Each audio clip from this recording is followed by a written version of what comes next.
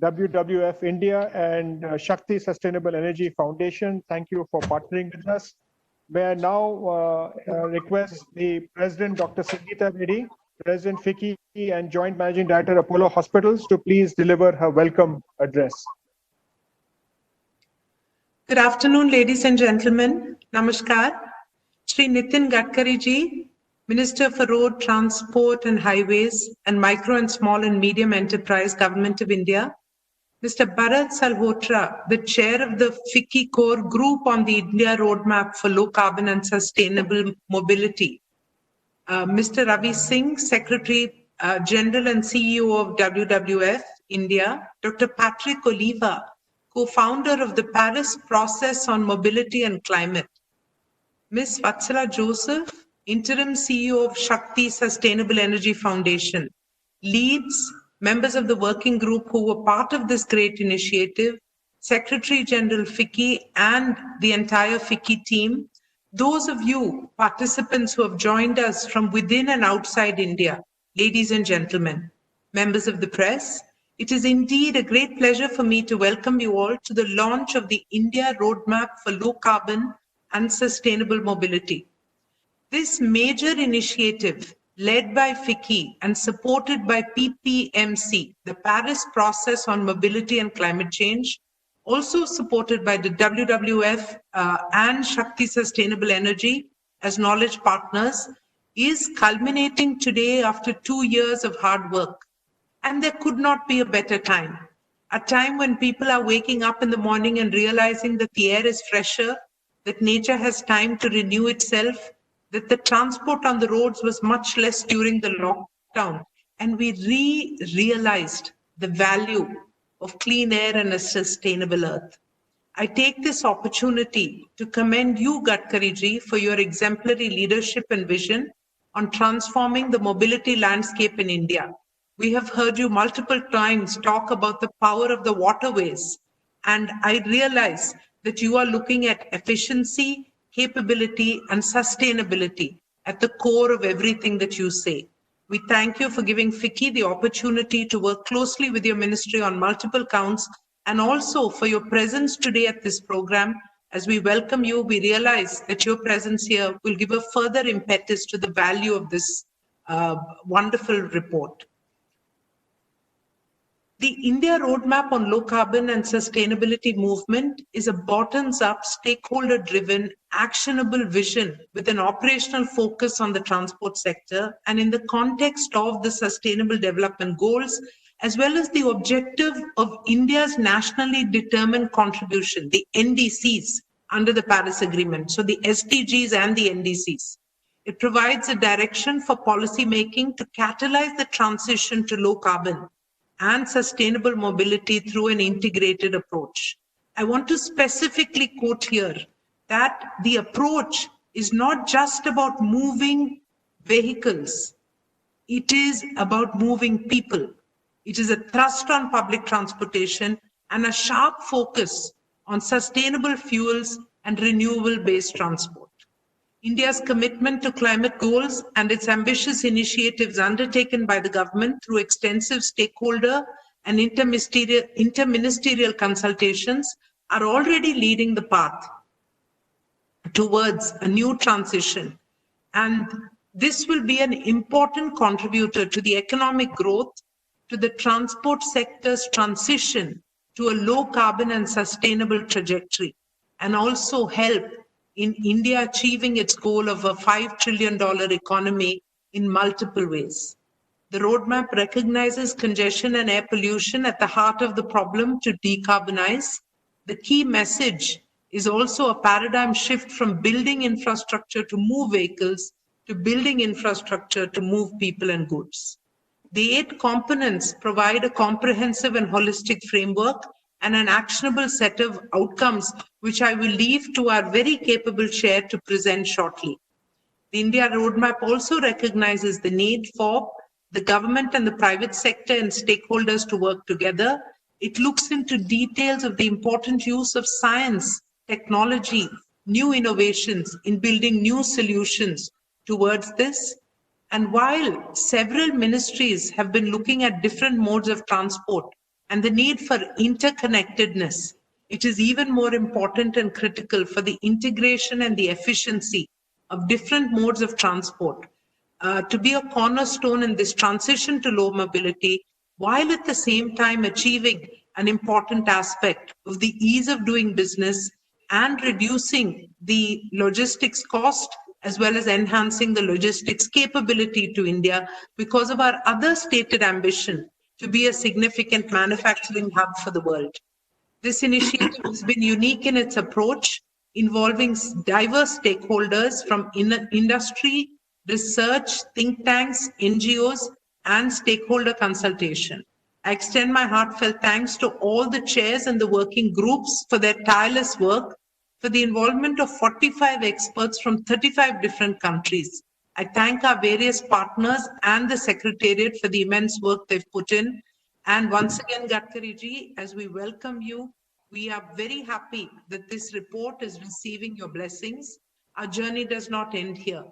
FICCI is committed to work with the government for the transition to a low carbon mobility ecosystem for the sake of the country, the world, and our future. The launch of this India roadmap is a new beginning on actionable recommendations, and we look forward to all of them fructifying towards this shared vision. Once again, I welcome you all for very powerful, significant, and important deliberations. Namaste.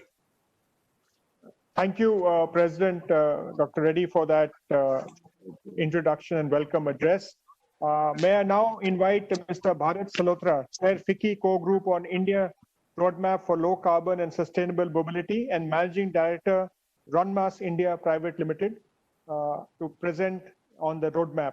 Mr. Salotra, please. Thank you, Dilip, and thank you, Dr. Reddy, for those wonderful opening remarks. I think you summarized the ultimate objective of the roadmap very well. I would request the presentation to be put on so that everybody can see it. While that is being done, I really want to thank Mr. Nitin Gadkari, Honorable Minister of Road Transport and Highways, and also the Minister for Micro, Small and Medium Enterprises for once again being in our midst. We have had the privilege and the honor of having Mr. Nitin Gadkari at the curtain raiser event some months ago, pre-COVID, and it's a delight that we have him here again for the launch. Can you go to the next slide, please? So, of course, a lot of effort has gone into preparing this roadmap. And what I'm going to present to you, sir, and also to the distinguished audience who've joined us, are some of the key recommendations and what are the key messages. The key point is that as we built this entire roadmap, our objective was to make sure that the recommendations are not motherhood statements, but they are actionable. Because it's only when we make actionable recommendations can any one of us implement them. The team that worked on this has kept this decision right in their mind right through, and we have therefore ensured that as you go through and as the audience goes through these recommendations, you'll find that these are good bottoms-up, action-oriented outcomes which we are looking for. To give a backdrop, next slide, please. As already shared by Dr. Reddy, this is basically the PPMC had released a global roadmap for decarbonizing the transport sector, and this was to be followed by country-specific roadmaps.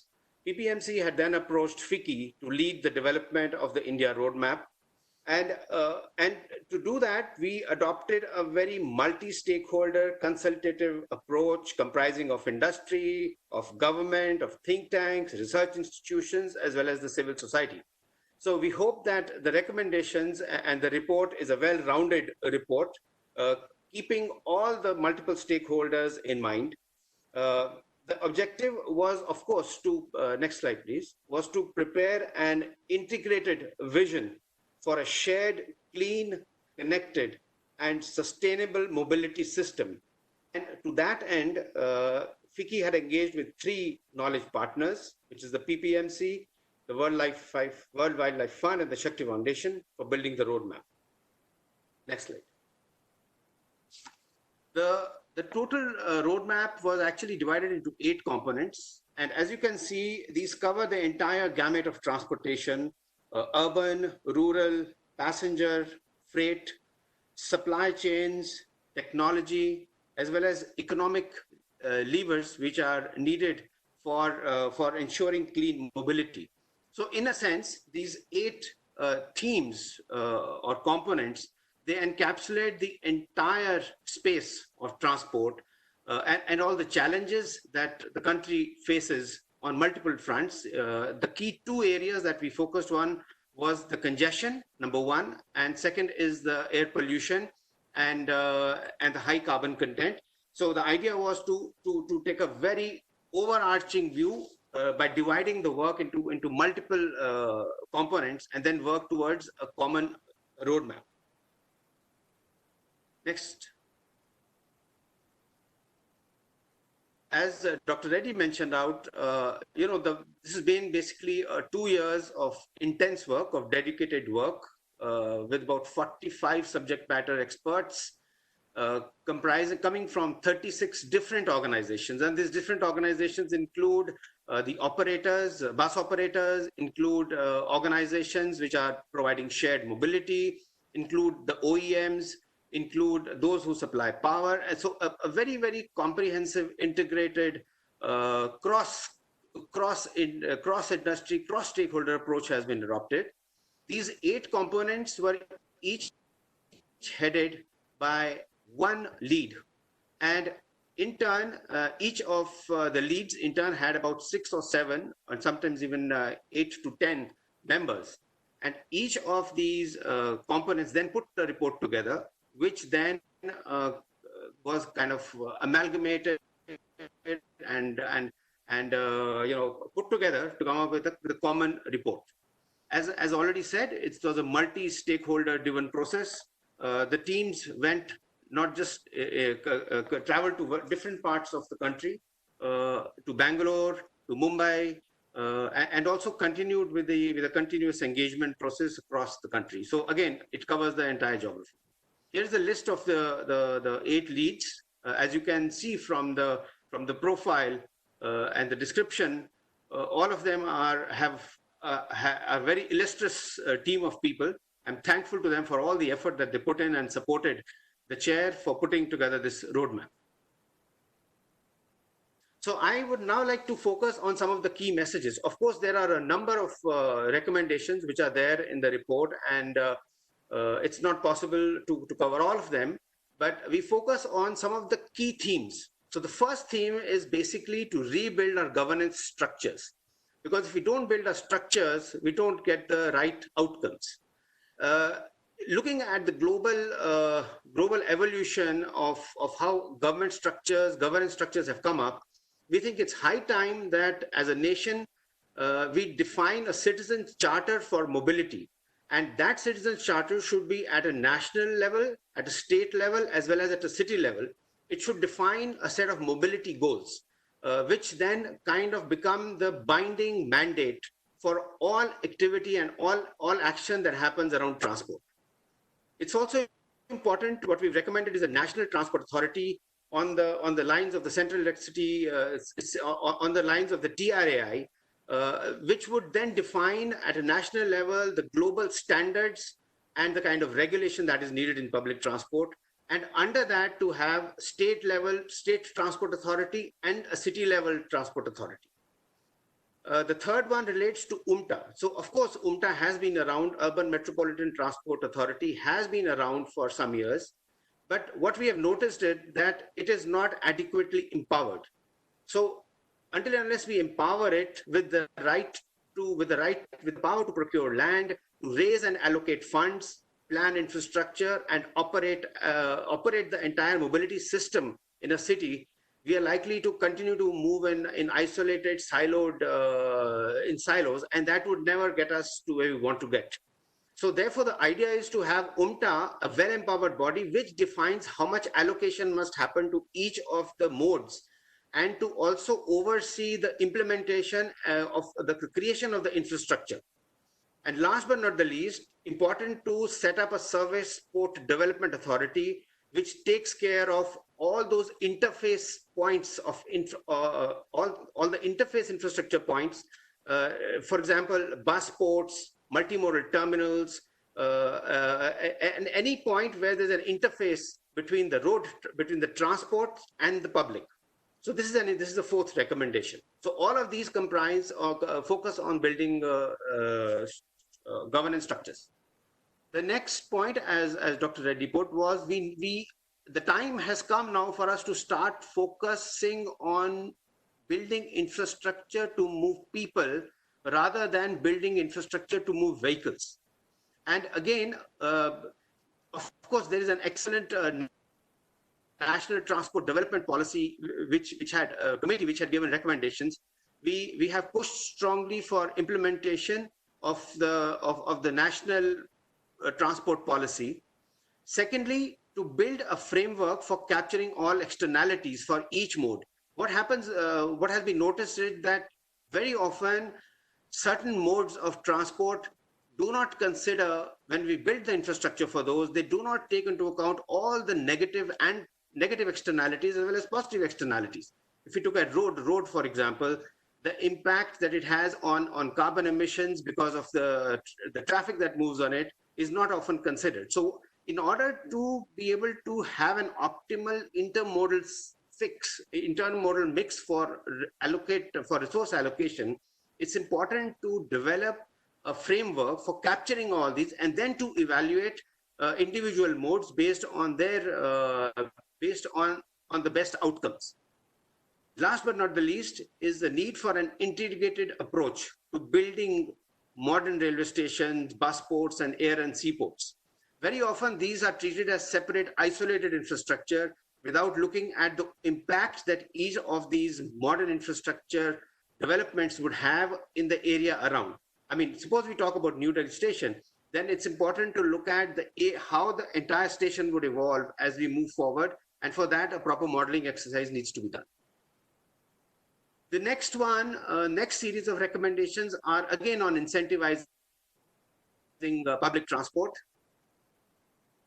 in both urban and rural areas. Again, focusing on usage of vehicles rather than ownership. And here, the roadmap envisages amending the Motor Vehicle Act for creating three permit systems. One is scheduled services, which are basically timed services, which are basically reliability driven for common travel. The next one is app-based, which is totally market-driven, and this could be buses, which are used to move for office goers and for other specific segments. And last but not least are the chartered services for specific intercity movement, as well as also for specific offices, schools, etc. So there's a need to have a relook at the Motor Vehicle Act. The next one nation, one tax, one permit scheme.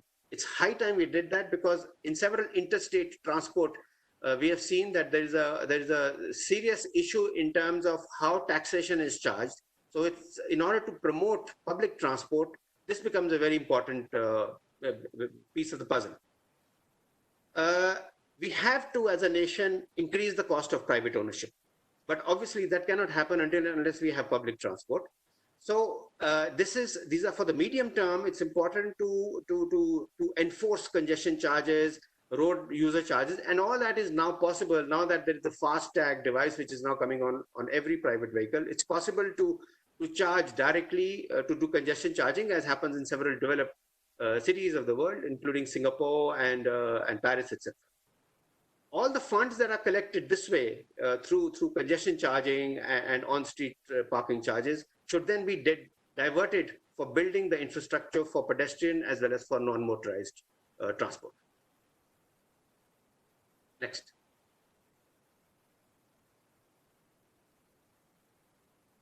One specific area that we have been missing a focus on is an integration of the multiple modes of transport. So this becomes extremely important as we make our effort to minimize our logistics cost in our country. And therefore, the roadmap proposes establishing of National Transport Institution, which is kind of a research, analysis, and knowledge-based institute for developing a national transport and logistics network, which also looks at individual modes and defines what mode should be utilized for carrying goods and people. What is the most optimum mode across the country? The other piece is the technology part. So the focus is on adoption of intelligent transport systems, which again is feasible only after the structures are put in place, the appropriate structures are in place, and the silos are broken down. Then only one can implement the intelligent transport systems. But this is a midterm target that has been created. The third one is a single window system for all logistic modes, so that there's a common interface. And with a common interface, so there's seamless and high fluidity across different modes. When a cargo moves from point A to point B, moving through multiple modes, it's important to have a single window for all for an integrated approach to a common interface for movement of goods. The Honorable Minister has always focused a lot on coastline and inland waterways for passenger and freight movement. I think he has given us a very strong vision on that, and we need to continue to push hard on moving on that front. And last but not the least, again, we need to focus on multimodal logistic parks, on building surface ports, bus ports, so that we can have and take this up on a public-private partnership basis with a with a 20 to 30 year time horizon, so that in technologies like automation, IoT, big data analytics, and blockchain can be introduced at the multimodal level. Transit-oriented development and last-mile connectivity are well recognized as serious problems, but we need to work very aggressively towards TOD by promoting mixed land use. I know in several cities this is already happening. Nagpur, for one, I know has started to promote mixed land use.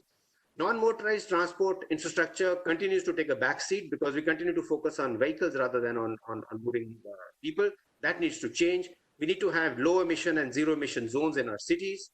We also need to have make sure that we have non-motorized transport components in the transport master plans, which are prepared by UNTA. And I think that will logically happen once the change of the governance structure starts to happen. The single authority, UNTA, will start to look at non-motorized transport in a more objective manner. Last but not the least, we need to implement new technologies like urban ropeways, which are now becoming the way forward in several European and Western cities, to look at urban ropeways very aggressively, not just as ways for tourism, but also for moving people across. There's a lot of focus in the report on sustainable fuels and renewable-based electricity. And here again, a number of recommendations have been given. To begin with, break the silos that exist between energy and transport planning. And this, we need to develop common pathways. And there's a recommendation coming on developing a common mechanism and structure for that. Next one, to implement scrappage policy for phasing out old vehicles. Third one, to modify the building codes to make sure that electric vehicle supply equipment is mandatory for all new buildings. Also to earmark specific spaces in our cities and municipalities for putting the EVSE network at concessional lease rates. So earmarking space becomes important, so that it's possible for on a PPP model to put up these charging infrastructure. And last but not the least, rapidly implement the National Biofuel Policy 2018. There are very, very good recommendations which are there, which need to be implemented. Now, as the climate undergoes a dramatic change, it's very important for the infrastructure to be developed in a manner that is able to adapt to the changing environment.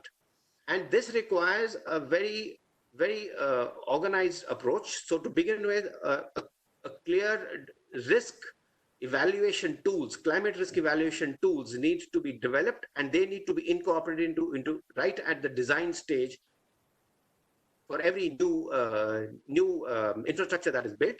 There needs to be proper protocols which need to be developed for public and inbuilt into public transportation systems, so that there is a better disaster management. post the striking of the climate-linked disaster. So there are better management of activities. We need better tools and analytics as well. Okay, the next one is on economic instruments, and the idea is to focus. We've given a number of recommendations for example, applying uniform and preferential GST for all technology options, introducing incentives for low interest on electric vehicle loans, providing tax incentives, consider priority sector lending, putting them as a priority sector lending sector for EVSEs and EVs. And last but not the least, make bio-CNG and bio-LNG and other related manufacturing plants put them as GST 5% and make them eligible also for priority sector lending. Promoting research. Research has always been, in the recent past, one of our Achilles' heel. We have not been able to put adequate effort in research in advanced technologies. So the report proposes establishment of state-level innovation parks with support from your ministry, sir, to begin with, and also from the state, to incubate all mobility-related businesses. This is one of the initiatives that will help to bring out new initiatives, new startups, which are specifically focused on mobility-related solutions. The hydrogen policy has been around, but we need a more time-bound, time-defined hydrogen policy, National Hydrogen Energy Roadmap, so that it is commercially viable as a transport fuel. We need to find ways, including through the innovation parks, to invest in advanced technologies for ITS and electric mobility, and also to not just get stuck with lithium-ion batteries, but to promote other cell chemistries under the Atmanirbhar plan. And that can probably happen best through the incubation parks that have been proposed. So in conclusion, sir, I'd like to take this opportunity to conclude. So the roadmap has been presented in terms of under the 8 components giving short-term, medium-term, and long-term targets. The ultimate objective, of course, is to support India's NDCs under the Paris Agreement. We have suggested policy regulatory changes for low carbon, high fluidity intermodal transport networks, which will also help to reduce the logistics cost. There's a strong focus on institutional and structural reforms. And last but not the least, key economic instruments and very pointed suggestions have been made, which would help us to not only take India to the $5 trillion economy level, but also to clean our air and decongest our systems. Thank you so much. Thank you, Mr. Salotra, for that detailed presentation. Honorable Minister has always, made many of the points that you have recommended. So I think the report will be a very useful one for the Honorable Minister. With this, may I request the Honorable Minister, Shri Nitin Gadkari, Minister of Road Transport and Highways and Micro, Small and Medium Enterprises, Government of India, to launch the report and also to give his address. Honorable Minister. Respectable Dr. Sangeeta Reddy, all respectable dear friends. First of all, I am giving my special thanks to FICCI for taking initiative for low carbon and sustainable mobility in India. In Indian scenario, there are 3 important factors which are very important for the country. One is ethics, other is economy, and third is ecology and environment. But today we are facing a lot of problems because of air pollution and water pollution. And some of the problems are related with the health, particularly of the poor people. And that is one of the important reasons and priority for the government to think pollution-free, import substitute, cost-effective, and affordable solutions for the poor people. And that is the need of the hour. My 2-3 suggestions for you, that the transport sector and all this divided into many ministries. That is one of the problem for taking decisions.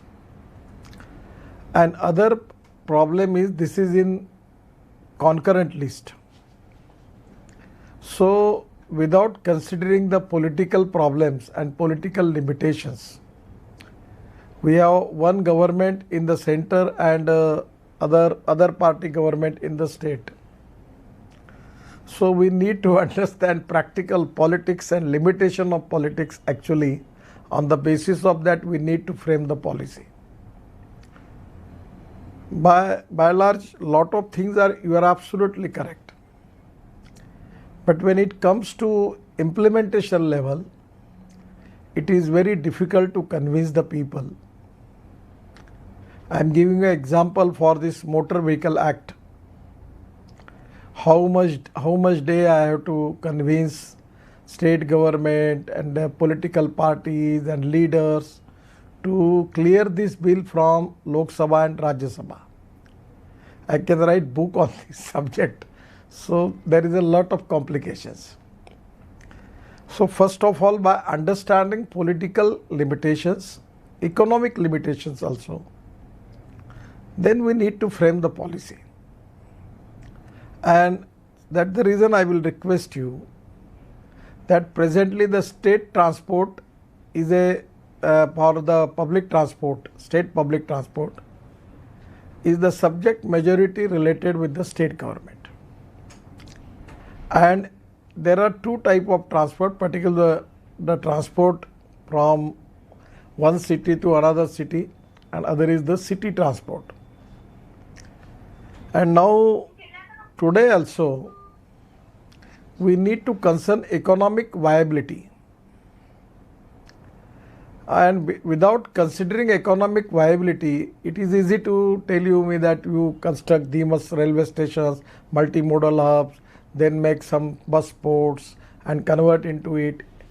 This can be a good advice to me, but when I am going into the details of implementation, you should to think about it that what will be the way.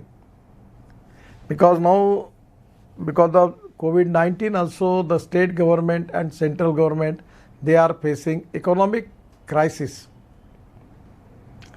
So you need to think about it that how it can be possible without money from government.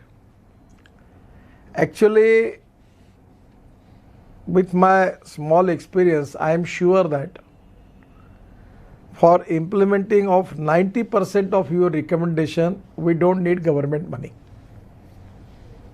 And also government don't have money also to give budget for all these things, because there is a lot of problem. It is difficult for me to tell you about what is my budget, not for road and highways, but my transport ministry, if you can, I can tell you, even I don't have courage to tell you that what is my budget about it. So these are the constraints. So first of all, stakeholder wise, state wise, transport system wise, we need to plan the policy with import substitute, cost effective, pollution free and indigenous. And the other important factor is, when you are thinking about any sector, we need to think in integrated approach. Now the problem is that we have urban population, rural population.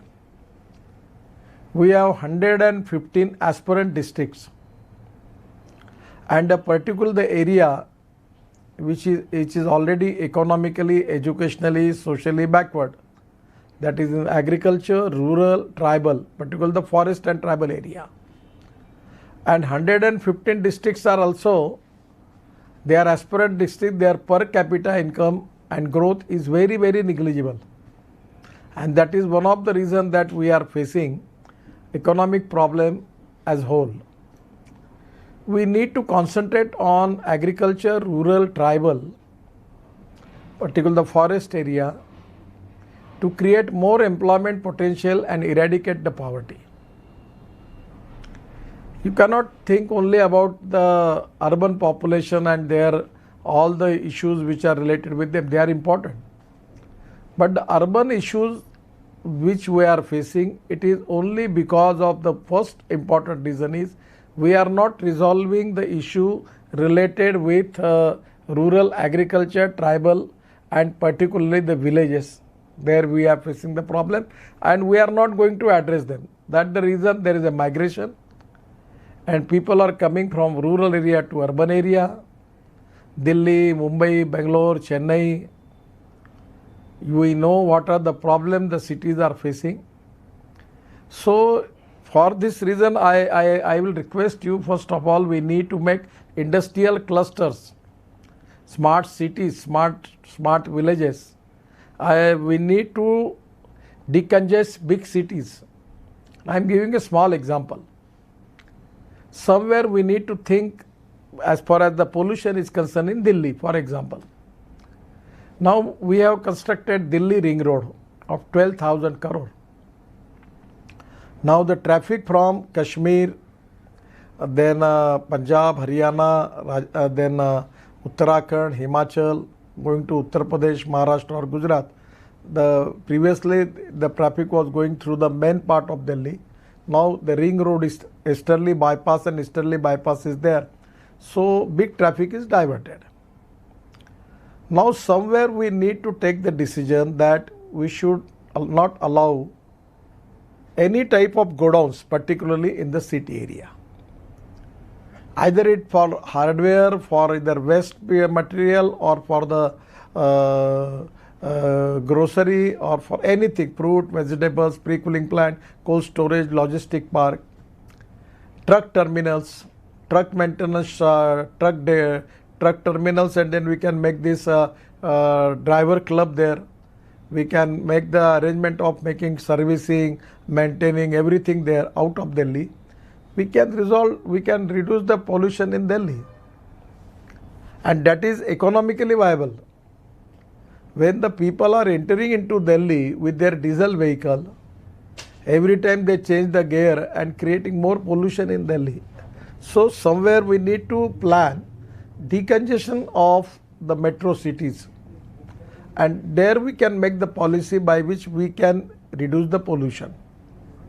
Now the problem is that we are now planning for making of logistic parks.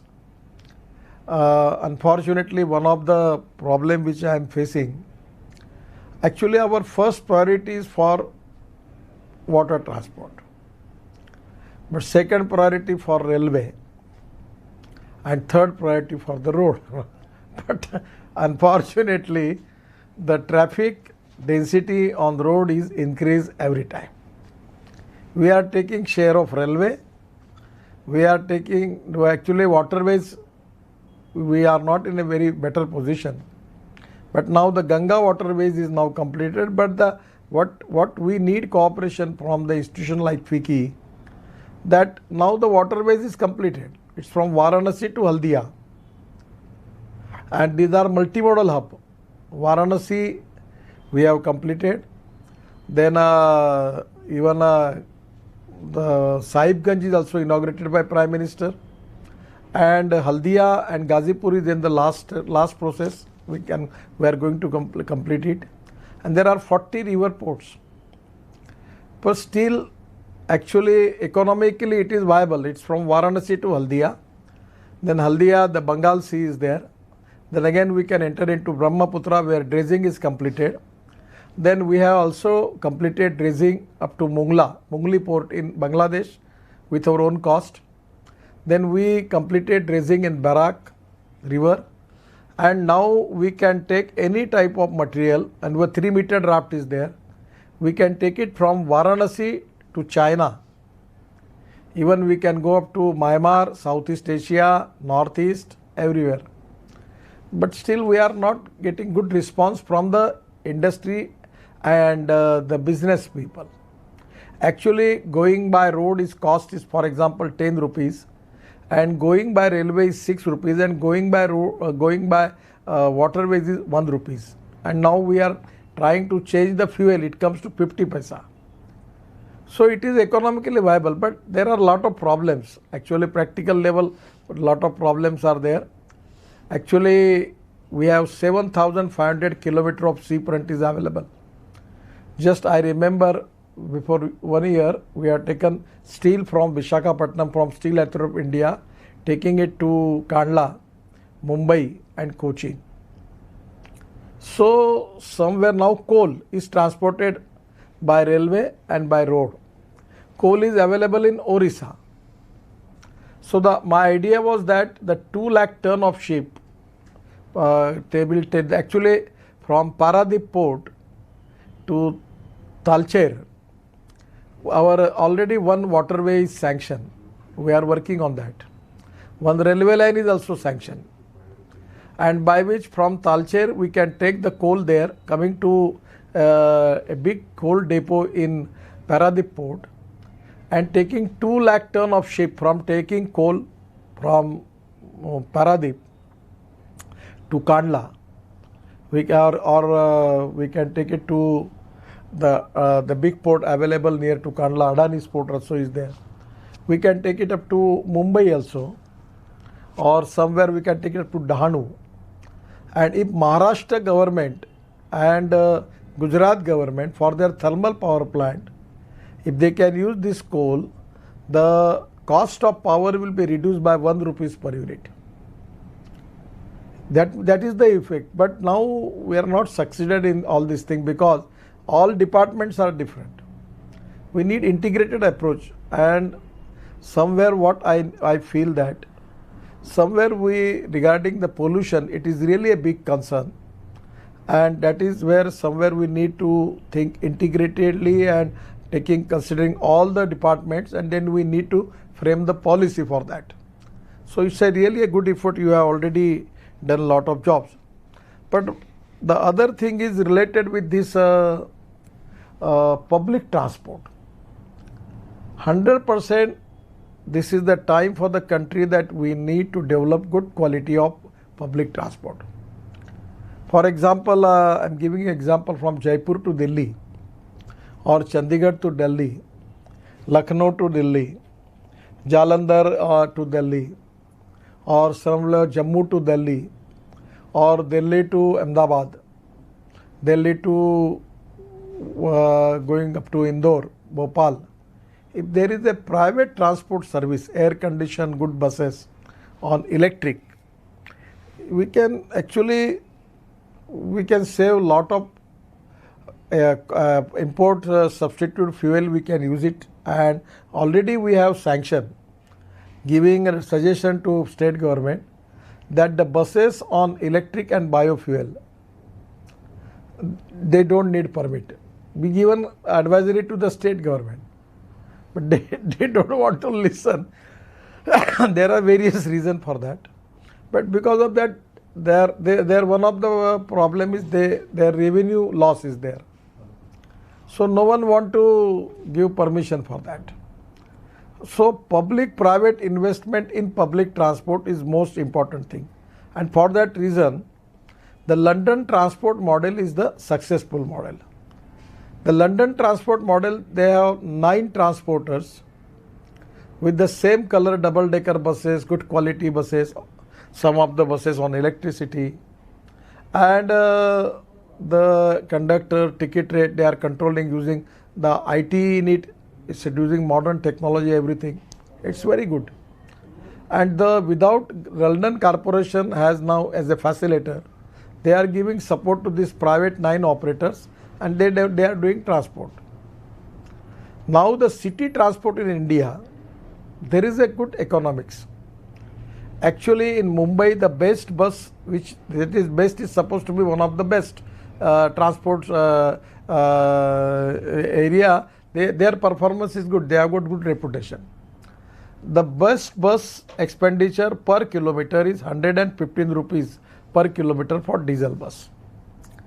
When I had taken a decision to make on the same model, we start ethanol buses in Nagpur, 35 buses from Scania. The tender cost coming to 78 rupees per kilometer.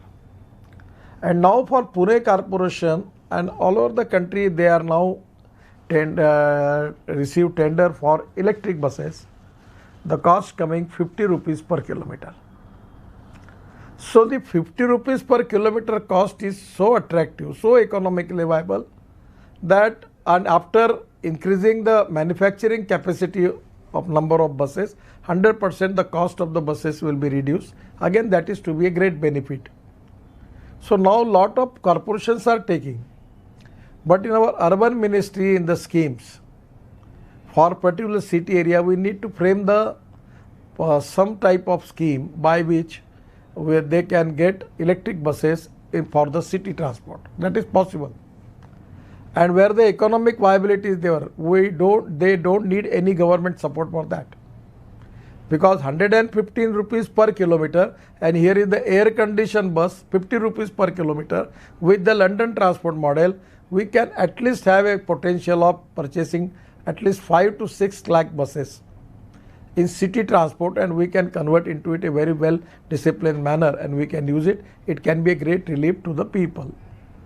The other thing which is very important, that in this particularly the long term, point to point, now it is the time that the future fuel is LNG. Even we are trying to make it electric also. We are now planning to make one pilot project of electric highway on Mumbai-Delhi Express Highway. I have seen in Sweden, the highway system was planned in a way that there is a 20-kilometer charging system. On the road itself, under the road, there is a steel rail charge, and after touching to some part of the bus or truck to that rail, the charging is started. So the idea is they can go 20 kilometers, they can charge, and after that 200 kilometers they can go.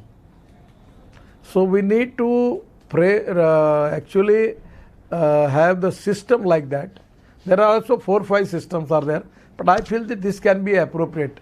And if we can go by this system, so our truck and buses we can convert into electric, and electric is a very cheaper fuel.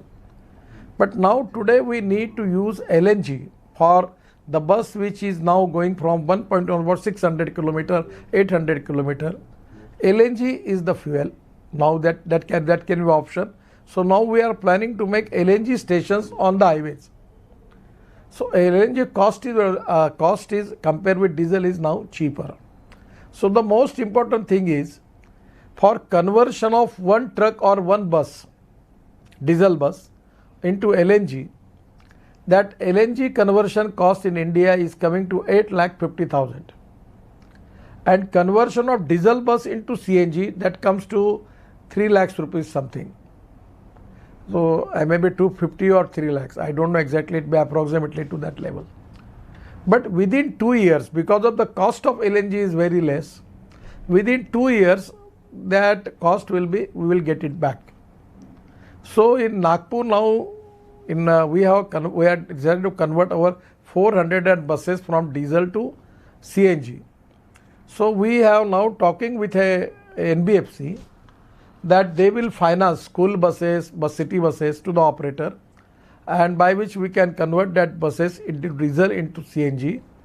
And there are 4 CNG pumps are in Nagpur. They are also corporations ready to give them land for that. And total corporations, cars, everything, trucks, we are planning to convert on CNG. There will be saving of 60 crore per year, 60 crore rupees. And the project is economically viable. Already 100 buses we have converted. Now we are taking the help of NBFC and we will go ahead. The other part in the whole corporation area, urban area, the sewage water, solid waste and liquid waste management is very important. So the liquid waste and solid waste organic material, if we can use it in biodigester, we will get methane, and from methane we are bifurcate CO2, we will get it bio CNG, and we can convert our diesel trucks and buses on bio CNG. In Ganga itself, we have got 20-25 sites available where we can get bio CNG from that. In Nagpur also we are working on that. Within a month we will complete that project. And the idea is total that bio CNG will be used for transport of buses in Nagpur, where it is going to reduce the pollution in Nagpur. Clean Nagpur concept is there. Electric Ola taxis or Uber taxis are there. Then these bio CNG buses, by which we are now trying that how we can reduce the pollution in Nagpur. So this type of model is economically viable. Either you convert it into CNG or you purchase electric buses. These are economically viable, and it's with my research and study, they don't need any subsidy for that. It is economically viable. Now whenever we meet with the people like you, every time you are giving suggestion, you increase this much subsidy, reduce this much GST, it is good for you to tell me that, but practically because of all the economic situations, some of the state government, they don't have money to pay the salary. The central government revenue is also dropped. So somewhere people like you to need to find out the way out, that how it can be possible with the public-private investment and getting particular green funds, green international funds. Either we can tap a World Bank, ADB, then all type of green funds available in the world for that purpose. It can be the conversion is possible, and we can change the pollution point of view, the total scenario. Now the LNG, conversion of diesel bus truck on LNG, that is also economically viable. The problem is that now 2 or 3 companies, they are now in position to launch LNG truck new. That can be a good solution. But my suggestion is, even by using the technology, we can convert diesel truck, diesel buses into LNG or CNG. And for the new buses, we should give priority for purchasing of electric buses. That is very important. And for this purpose, what my feeling is that conversion of these trucks into diesel to LNG, this is economically viable, where we need support from NBFCs because banks are not in position to support them. And within 2 years, now we have a model in Nagpur. The CNG pump are there, and those who are converting the diesel buses into CNG, there is 40% saving is there. So there is 5 rupees per kg. The pump is taking money from them, and that with that we are already formulate a model by which it can be, for the finance will be available, and on the basis of that we are doing it successfully. The model is doing successfully. There is no problem. On the same line, we can convert LNG, the diesel truck, into LNG truck. That is important. The most important thing is now the scrapping policy, where I am very sorry that there is a delay of 2 years. But now I want to make it as early as possible. I am in position because of this limitation. I am not in Delhi, but we will take the decision. So by scrapping policy also, there if you are diesel truck, either you should convert into CNG or LNG. Otherwise, because diesel is the hazardous fuel, even the construction equipment, already I have taken this suggestion, and lot of companies are now in position that they are ready to convert their machinery on LNG or CNG. Already successfully they are doing it.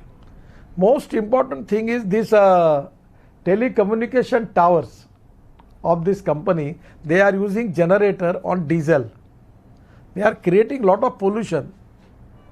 The road construction machinery, they are using diesel. This telecommunication tower, they are using diesel generators because the power is not available there. So if we can convert these generators onto CNG also, that can be a great saving, and that is very benefit to the telecommunication tower company, because to handle diesel is a big problem for them. Diesel की कोई भी चोरी कर सकता है, gas की नहीं कर सकता. So that is most important that कि डीजल स्टेट ट्रांसपोर्ट में एंड सिटी ट्रांसपोर्ट में अगर गैस ट्रांसपोर्ट हो गया एलएनजी और सीएनजी तो चोरी नहीं होगी, उससे भी बहुत इकोनॉमी बदल जाएगी. तो and even maintenance cost is less. The other important thing where I need that you need to address, and it's very important. Now the electric bike is launched. Already I have launched 2 bikes, one from TVS and Bajaj. Now they are in market. Then electric cars are there, electric buses are there. First of all, we need to encourage electric transport. 100% you are important. And now it is to be we need to increase the speed. Ultimately, the people are going to prefer it because the cost saving is very good and it is pollution, no pollution. So now this is the thing now is moving fast, where we need to support all this activity by making different type of new models for public transport, for particularly in the city area, then one city to another city, state transport, some national level transport. We need to formulate the policy. I feel that it can be possible. The other important reason is where we need to do something, that is flex engines, and where the manufacturer, they are not in position. I don't know what the reason. I always try to convince them, particularly in Brazil, Canada and USA. They have the capacity of making, they have flex engine from Toyota, Honda, BMW, Mercedes, Hyundai. All brands are there available in Brazil, Canada and USA. They are using flex engine. There is a choice with a car owner that either he can use 100% petrol or ethanol. Now the ethanol rate is 55 to 60 rupees and petrol rate is 84 rupees.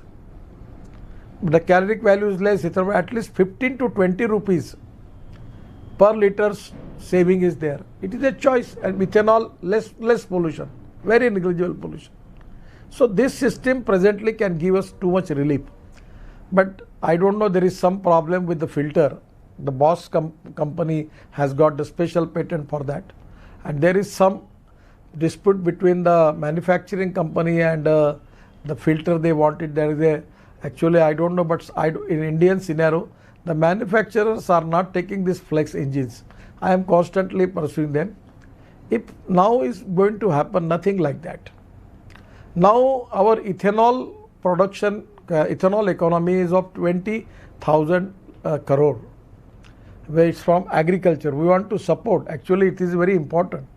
As a citizen of India, as a FICCI, you need to understand what are the crises we are facing in agriculture. We have surplus of sugar. Now the international price of the sugar is 22 rupees per kg, and we are now, minimum price in India is 34 rupees. So we are giving 6,000 crore as a subsidy for sugar export. 60 lakh of ton of sugar we have decided to export from India, where we are giving subsidy of 6,000 crore.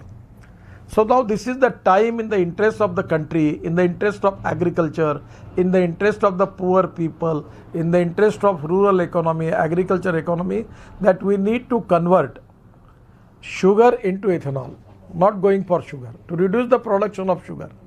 So now there are three ways. One ton of molasses, sugar can give us 4% of molasses, and we are converting molasses into ethanol. Then we have sanctioned the new policy, that is B-heavy molasses, that converts 6% of molasses, means 2% more sugar into molasses, and again that is ethanol is named as B ethanol. That is already that ethanol is also going on. And the third revolutionary change is now here, that industry is also the member of the FICCI, the Pramod Chaudhary, Praj. Now we are making ethanol from sugarcane syrup. We can, in place of sugar, we can convert into syrup, and 1 ton of sugarcane is giving 76 liter of ethanol. So we need to change the sugar factories present machinery, and we need to go from sugarcane juice to sugarcane syrup, and without making sugar we can convert into ethanol. Profit is good, economic viability is good.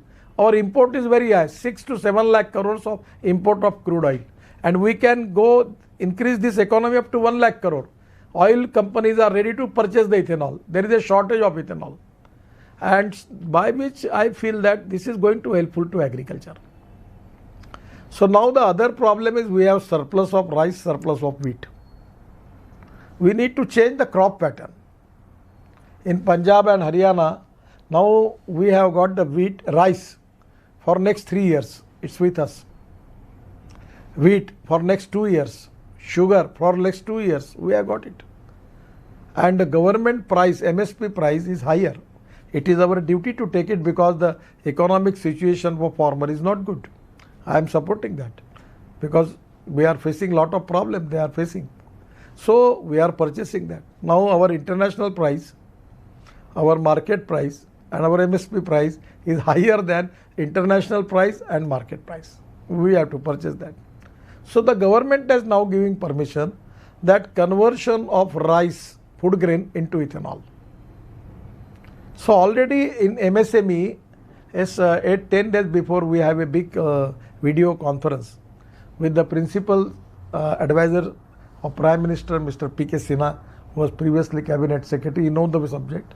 Then Petroleum Secretary, Non-Conventional Energy Secretary, Food and Civil Supply Secretary, MSME Secretary, and we have a very long discussion. So now we are giving permission for making ethanol from rice cut. Food Corporation has got lakhs tons of rice is available. It is a problem for them that how it can be, how they can use it. So we get ethanol from rice also. Then we need to change crop pattern in Punjab, Haryana, Uttar Pradesh, Bihar to go for corn. We can convert corn into ethanol. So ethanol can be a fuel, is very important. It's a pollution, very, very less pollution. Compared with petrol, diesel, it is a green fuel. So now we are already adding 15% ethanol in petrol.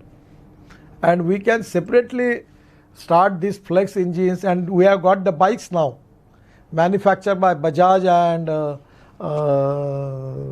TVS, that 100% on bioethanol. In the rural area we can use it. Cost effective. It is cheaper, pollution free.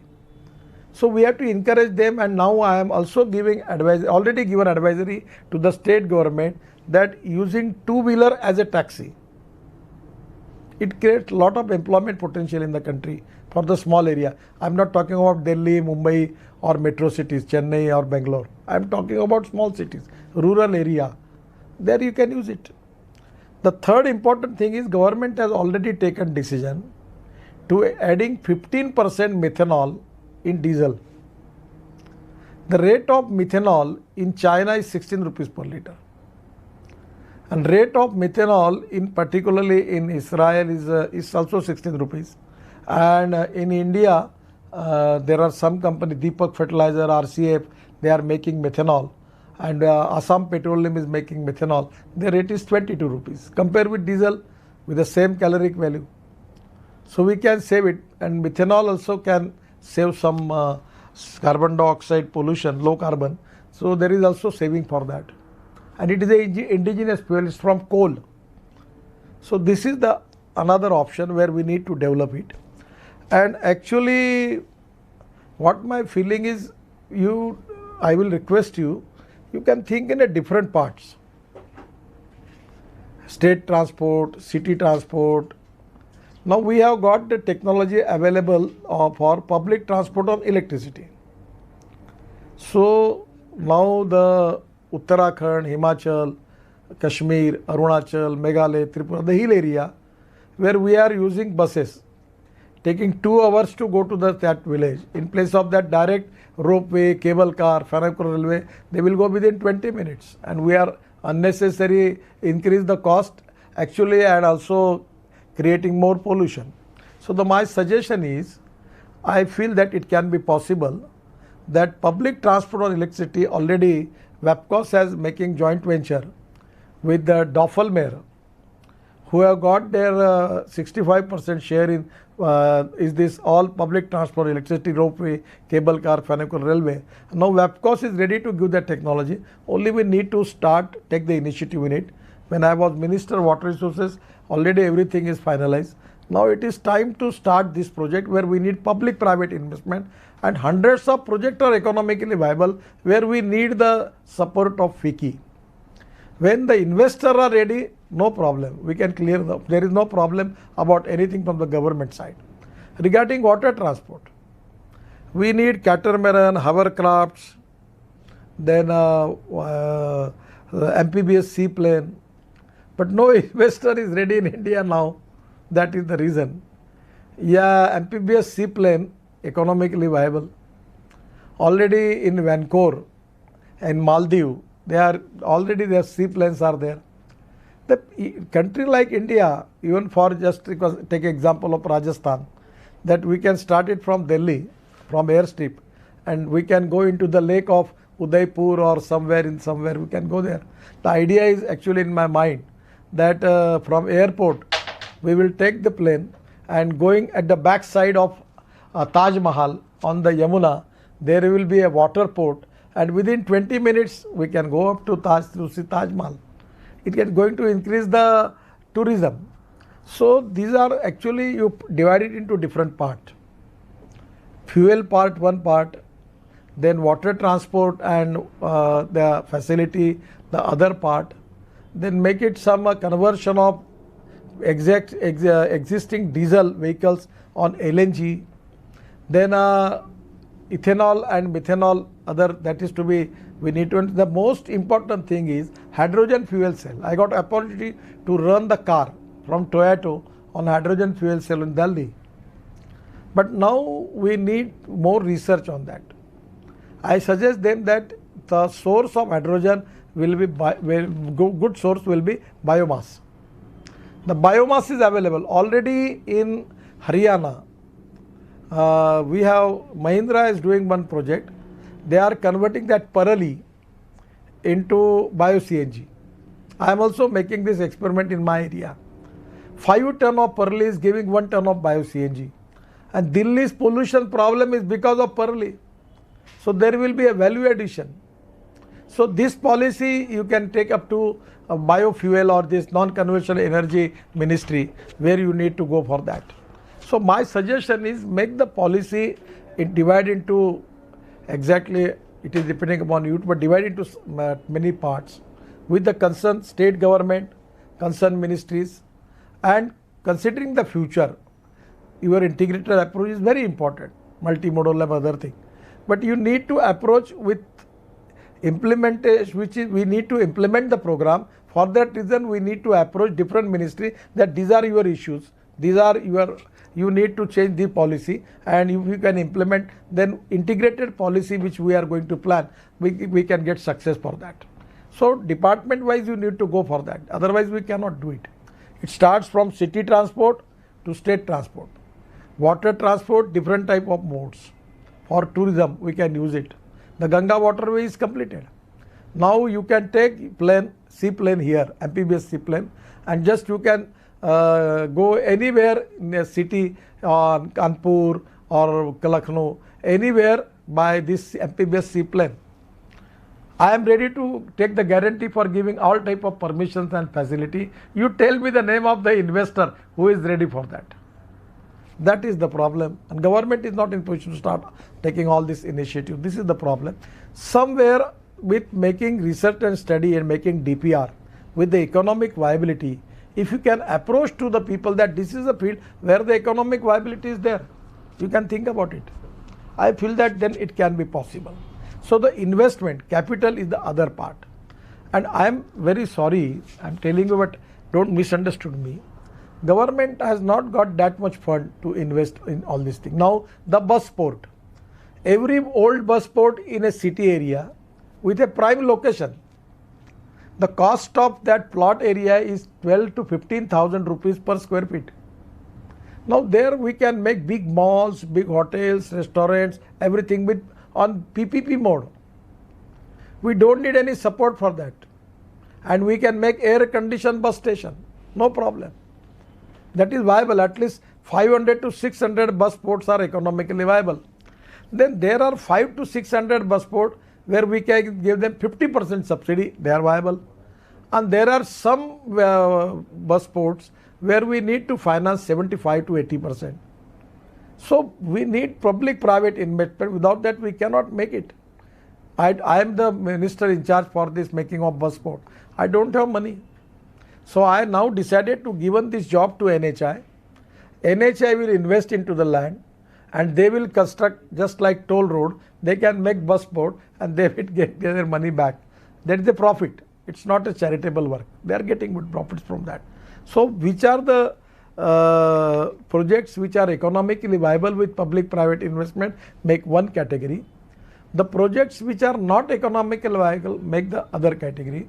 I feel that This is the time by part wise, sector wise, city wise, state wise. We need to take different type of idea, approach and availability of considering raw material. We need to find out the way out for that. So, and integration is very important. From aviation sector to water ports, railway and road. It is very important that we need to somewhere we to make multimodal hubs. I feel that it is a very important subject. And 80 to 90% of the project is we can make it all the thing with the public private investment. We don't need government support for that, and government is also not in position to give that much financial support. So it can going to increase tourism in the country, where 49% of the capital investment is going to use for employment potential. So it's going to create more jobs. It's very important. So my suggestion is, your initiative which is taken by you is very good. I really giving my thanks to all of you. But again, go into the details and chapter wise, ministry wise, state wise and stakeholder wise. You need to frame the policy, and concerning ministry you present them that this is the part which is related with your ministry. On the basis of that, with a public private investment and initiative, we already as a transport ministry we have got lot of policies already finalized. But somewhere if you need that some change you need it, you can suggest me, I will do it. So on the basis of that we can change the scenario. Here the broad base, our approach is import substitute, cost effective, pollution free, indigenous and giving maximum comfort to the poor people.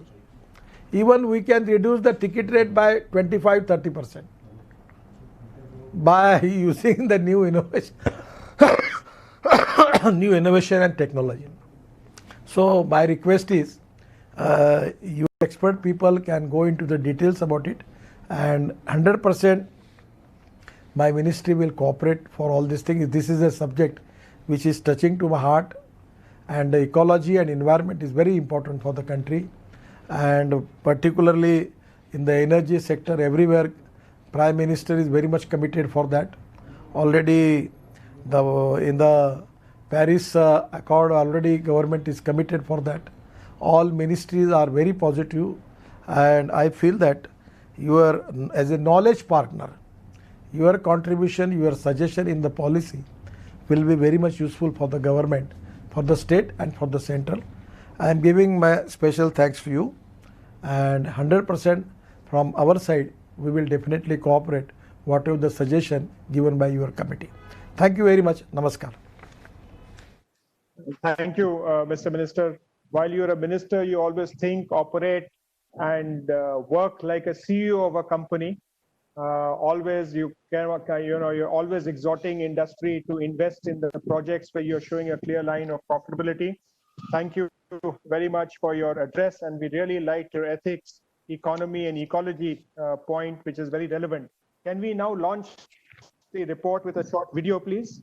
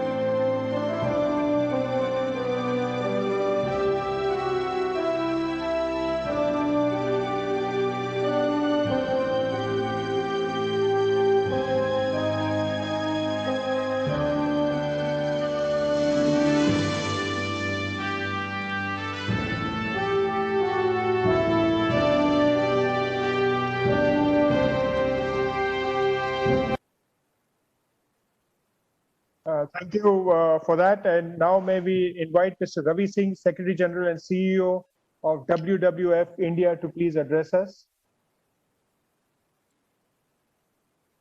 Hello. Can you hear me? Yes, Ravi, we can hear you without the drilling.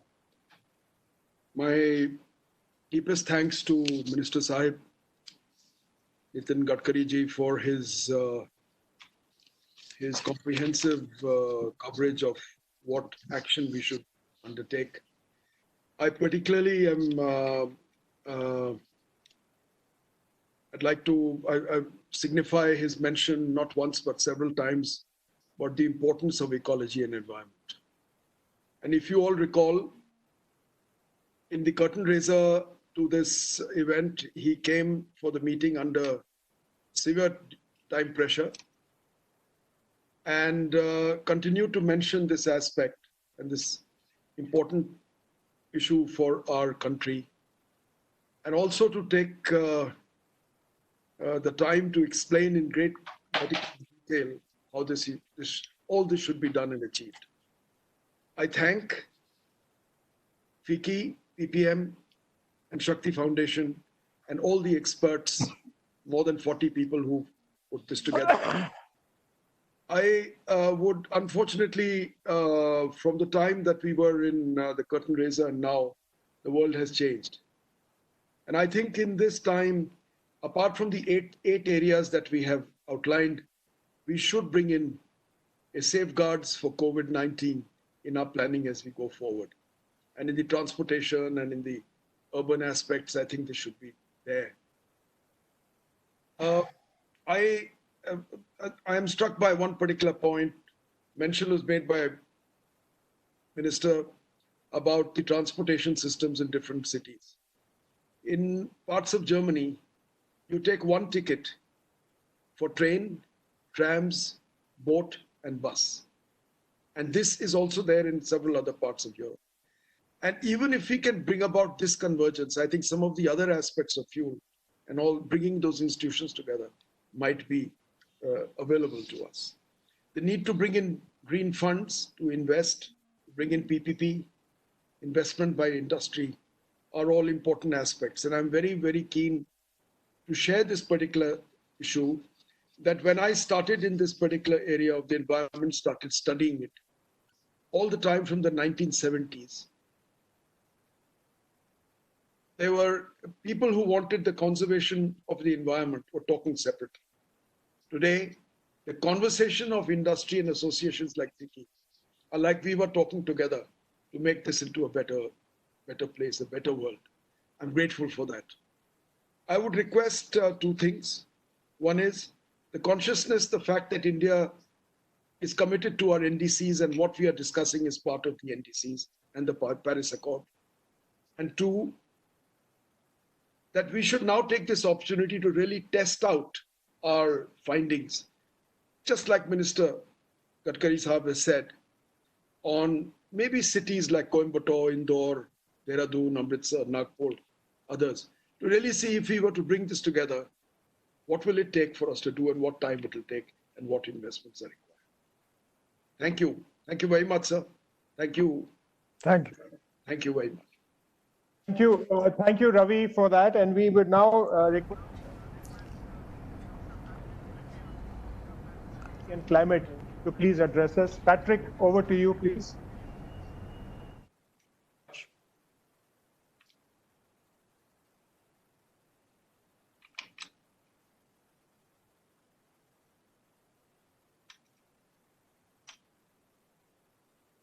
Thank you very much. It could be to highlight the role. Yes, we can hear you. Please go ahead.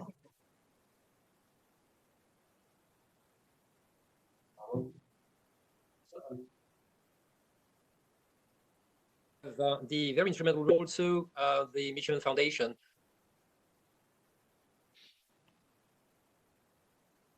We have bandwidth issues, I think. As a food, extremely important for the world. You remember this global roadmap of action towards decarbonization that we put together at the time of COP22 in Marrakesh was intended to help a great number of countries actually structure a proposal as a presentation from the non-state actors. What you have done in India is very important. It shows that a great country like yours can really develop a joint initiative between non-state and state actors. And this example has got to be promoted. And I think that in the run-up to COP26, there is a fabulous role which can be done by FICCI in sharing the document and sharing what has been achieved with the government. And what we heard from the Honorable Minister of Transport is really heartening. So congratulations for that. And don't forget the role you can have on the global scene. The second aspect, I'd like to come back to the insistence with which the Honorable Minister of Transport mentioned the notion of economic viability. This is critical, especially in this post-COVID period. I'd like to highlight the fact that the chapter on economic instruments is precisely there. It is to say that actually, to transform mobility, we do not necessarily need huge state money. What is important is to make sure that the private sector can invest and that economic instruments be really devoted to helping the private sector. And this is that this connection between FICCI and the government in this respect will certainly bear a lot of.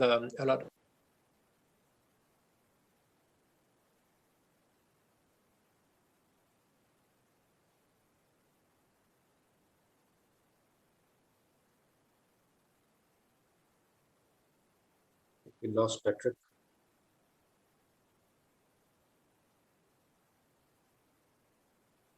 Patrick, are you there? I think we lost him. Okay. So if he comes back. What I'd like to say. Okay, I'm still here. Yeah, okay. Go ahead. Okay, yeah. So in essence, I wanted to thank all the partners and wish you the best of luck. This is a fabulous initiative. And what we've seen